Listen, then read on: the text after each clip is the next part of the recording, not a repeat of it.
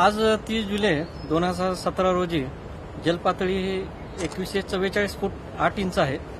एकूण पाणीसाठा हा 83.13 टीएमसी एवढा झालेला आहे.